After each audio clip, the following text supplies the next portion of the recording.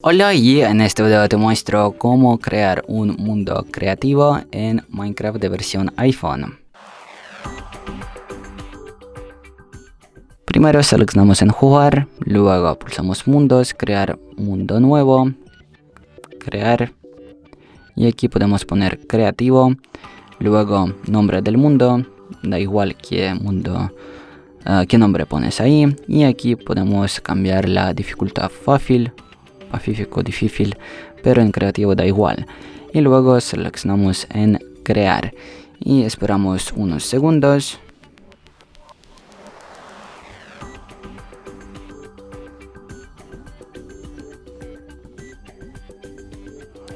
Y ya está. Y bueno, si os gusta el video, si esta función ha sido útil para ti, deja un me gusta y no olvides a suscribirse al canal. Hasta luego.